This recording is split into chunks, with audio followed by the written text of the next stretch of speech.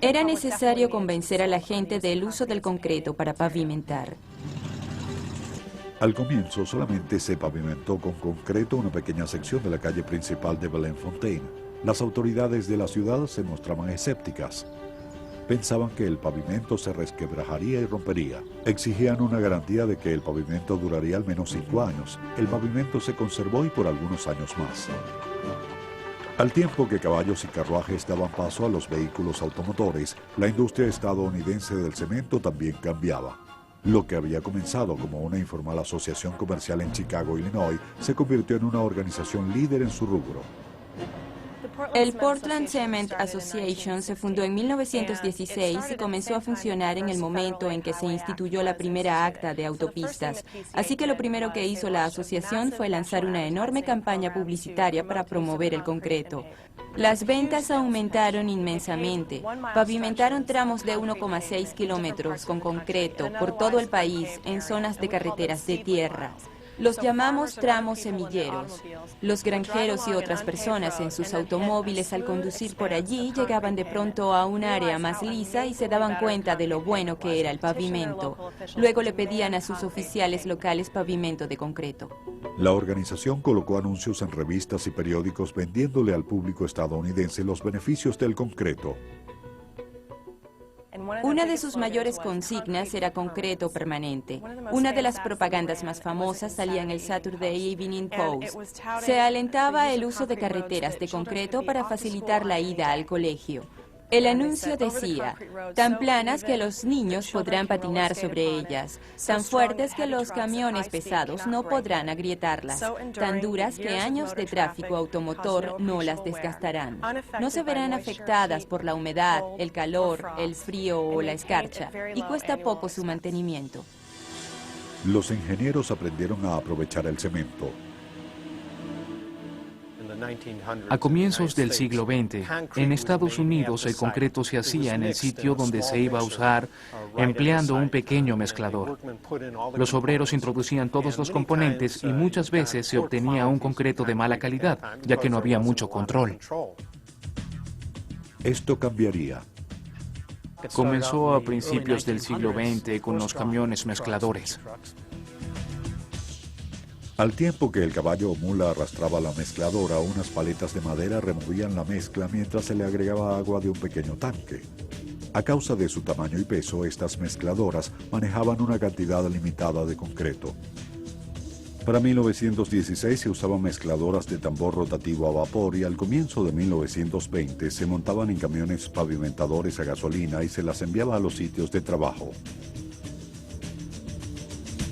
Uno de los eventos más importantes en el uso del concreto fue el desarrollo de camiones que transportan concreto al lugar deseado.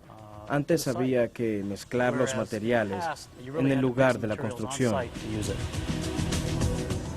Tan rápido como Henry Ford producía vehículos, los ingenieros construían caminos y autopistas que conectaban ciudades y pueblos. Se hizo uso tanto del concreto como del asfalto.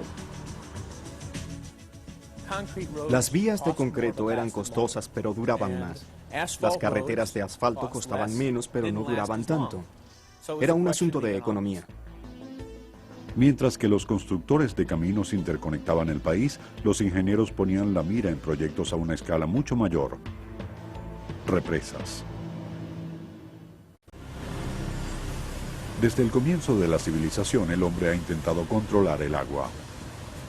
Pero para hacerlo se debe controlar a la naturaleza misma. Los ingenieros de todo el mundo han logrado esa hazaña mediante las represas de concreto. La construcción de la represa de las Tres Gargantas en China tomará 16 años y cientos de millones de toneladas de concreto. Esta gigantesca estructura diseñada para eliminar las inundaciones a lo largo del río Yangtze es el mayor proyecto de construcción en China desde la Gran Muralla. Las Tres Gargantas se extenderá por cerca de 2,5 kilómetros, mucho más larga pero no tan alta como la pionera de las represas en los Estados Unidos, la represa Hoover. Creo que la represa Hoover es una referencia obligada para cualquiera que hable de represas en Estados Unidos.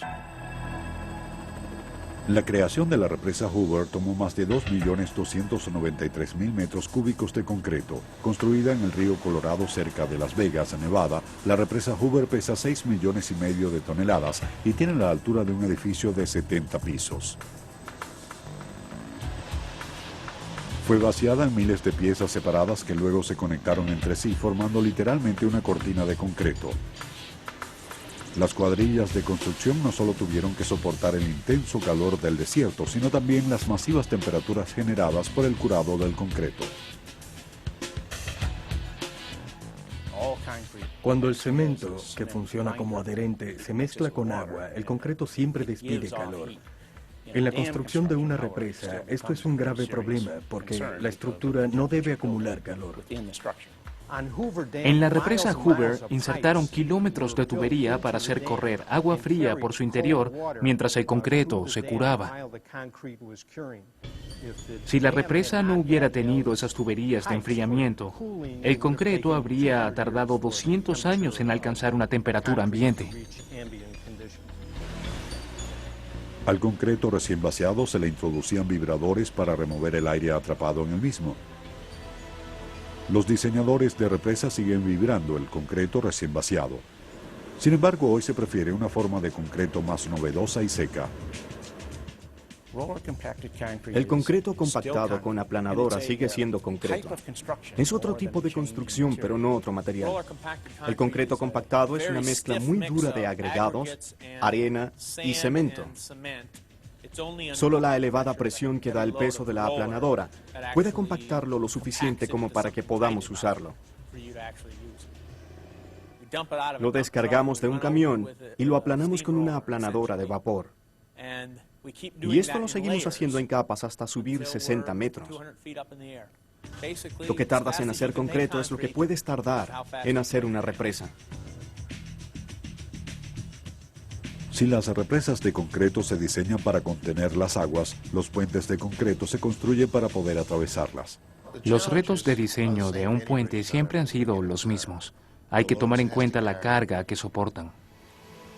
El primer puente de concreto reforzado con acero en Estados Unidos se construyó en Rock Rapids, Iowa, alrededor del año 1894. Con la evolución de la fabricación de puentes de concreto se incluyeron los principios de pretensado, es decir, usar miembros estructurales de concreto junto a tramos reforzados con acero para incrementar su deficiente resistencia tensora. Los cables se estiran como una banda de goma dentro de las secciones de concreto al momento de ser vaciadas. El concreto endurecido posee ahora la fuerza adicional del acero.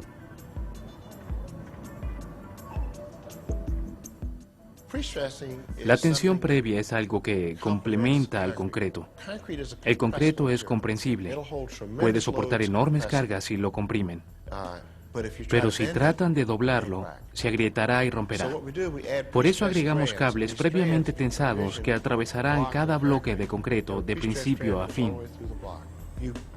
Al alar del cable, este hará que el concreto se compacte y soporte la tensión que haya en la parte inferior de ese segmento.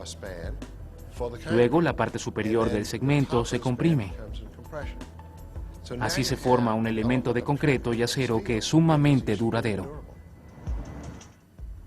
El primer puente importante que se construyó usando esas técnicas fue el de Walnut Lane Memorial, construido en 1950 en Filadelfia, Pensilvania. Jim Figg continúa la tradición de los constructores de puentes de concreto desde su oficina en Florida. La compañía Figg Engineering ha diseñado algunos de los más sofisticados puentes de concreto del mundo. Sentimos que los Estados Unidos merece puentes mejores y más bellos. También creemos que estamos creando un arte con los puentes que realizamos. Sentimos que al usar el concreto de tantas maneras diferentes, estamos creando una forma de arte. La empresa de Figg diseñó el puente de arcos de la Natchez Trace Parkway. Fue construido en 1996 cerca de Nashville, Tennessee.